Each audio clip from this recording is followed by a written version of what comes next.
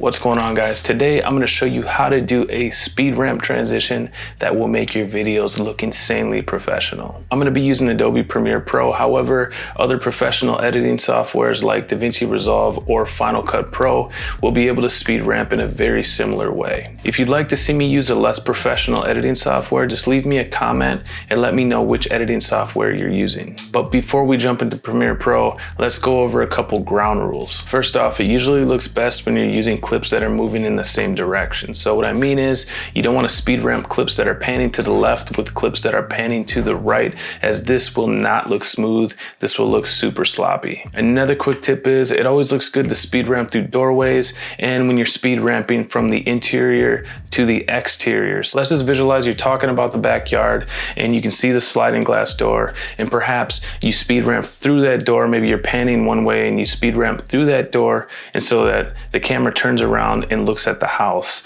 and then maybe you speed ramp back into the house. That would be a good example of a way that you could use a speed ramp transition. I've done that one before, guys, and I'm telling you that it looks absolutely amazing. Okay, guys, with that all in mind, let's get into Premiere Pro.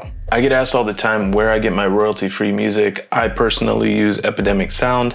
I've had some really good luck with the music that they have on that site. I know there's a few other ones that are pretty good. There's Artlist, there's MusicBed. I believe there's even music on Storyblocks now, but I'll leave a link to Epidemic Sound in the description.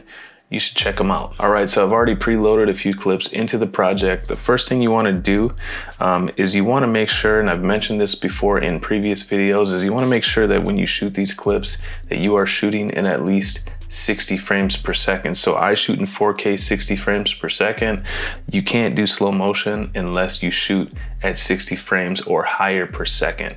If you shoot at anything under 60 frames per second, you can't get it slow enough to look super smooth. So as you can see here, it was shot at 60 frames per second. 59.94 is actually how it shoots 60 FPS if you weren't aware. But what I like to do is I like to go ahead and click assume this frame rate, and then I like to reduce this to 30 frames per second, and then I select OK. What that does is it makes the clip slow motion right off the bat. So once you've modified all of the clips to playback at 30 frames per second, which is slow motion in this case, I'm going to go ahead and I'll double click on one of the clips. That's going to open it here in the source window, and then I'm going to choose the part of the clip that I actually want to use. So from here, I'm going to use this part as I'm coming in. There we go. I'm going to use this part right here. So what I want to do is I want to select I on my keyboard. That's going to give me an in point. I'll then select right where I want the clip to end. I'll select O, and then I'll just drag it down onto the timeline. And now, as you can see, it's in perfect slow motion, exactly just the part of the clip that I wanted to use. So let me go ahead and find another clip that I can transition this clip into, and I'll do the same thing. I'm going to go ahead and select I on my keyboard. We will select O to give myself that out point, and then I'll go ahead and drag this clip down onto the timeline. And then let's take this side too here where we pan to the fireplace, do out, and then we'll drop that onto the timeline as well. So now we have 3 clips. As you can see here, this is what they look like natively before we do anything to them. All right, so from here, I'm gonna go ahead and delete the audio files because I don't really want there to be this audio here, because I'm gonna go ahead and replace that with my own music here. So let me just find a part of the song that I might wanna use.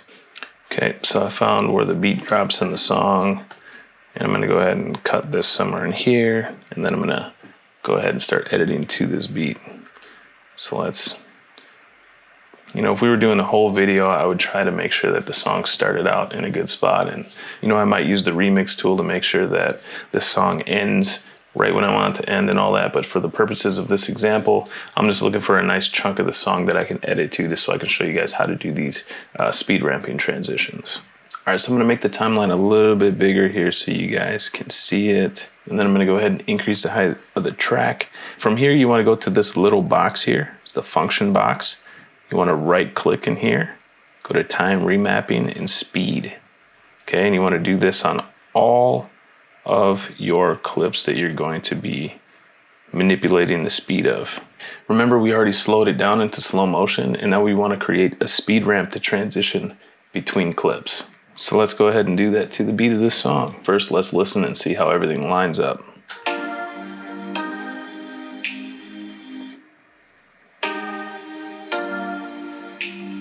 Start right about here where the clip comes in right here.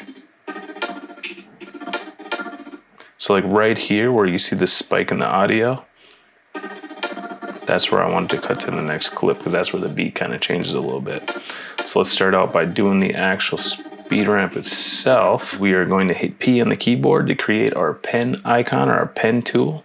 And then I'm going to go ahead and put a dot where I want the speed ramp to begin. Then what I'll do is I'll hit V on the keyboard,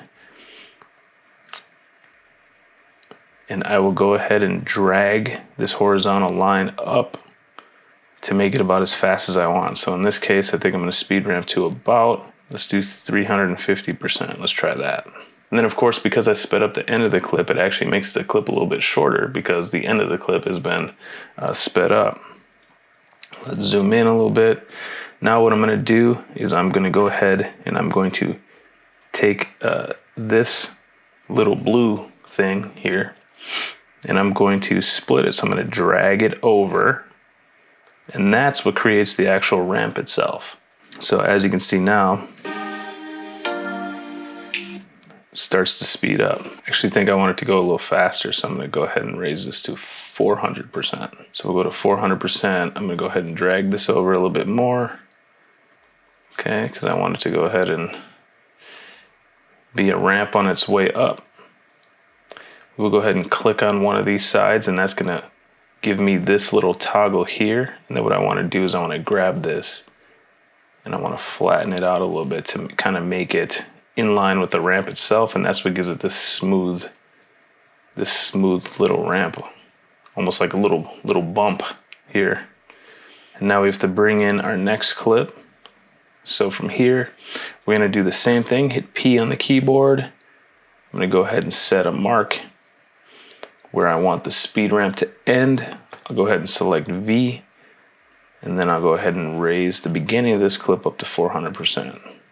So I ended one clip at 400%, and then I'm starting the next clip at 400%. And then I'll do the same thing here. I will grab this toggle, move it over to create the ramp, and then I will go ahead and move this here to create the actual speed ramp itself. And as you can see, this one actually ramps a little bit slower than this one. I might actually bring this in a little bit to try to create kind of the same size ramp on both clips. So now I'm just going to play around with it a little bit, move the song around a little bit, and just make sure that the song lines up with the clips the way that I want.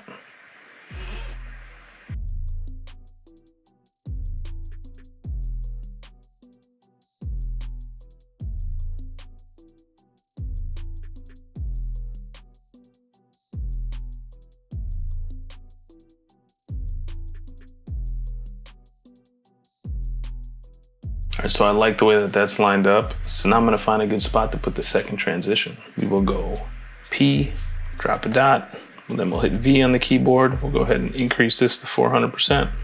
Drag this over, create the ramp. Do the same on the other side. P, select the spot, V, increase to 400%. Drag this over to create the ramp. Here to smooth out the ramp. Now we'll go ahead and we will line it up with the music.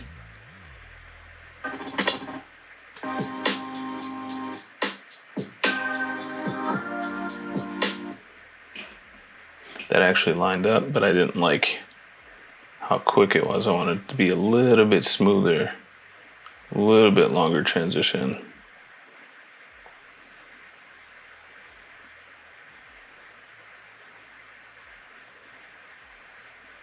All right, so I have these two little speed bumps here between clips. Let's go ahead and watch them back and see how they look, and let's see how they line up with the music.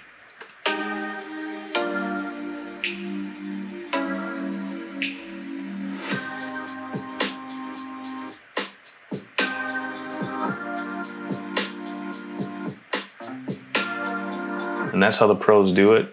You know, it's a little bit of trial and error, but once you have it down, you've done it a few times, it's pretty simple. Life hack, if you want to do this with an Instagram reel, I'll usually screen record the trending audio. I'll import the audio into my project. I'll edit the whole thing to the trending audio.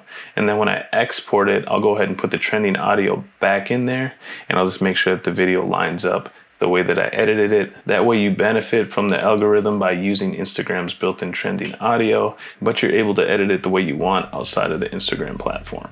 All right, guys, that's it. That's how you get that smooth transition from one clip to the next.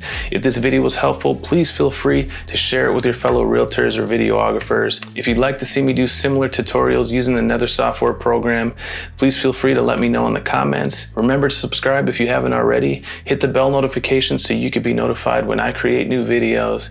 I look forward to seeing you all on the next one.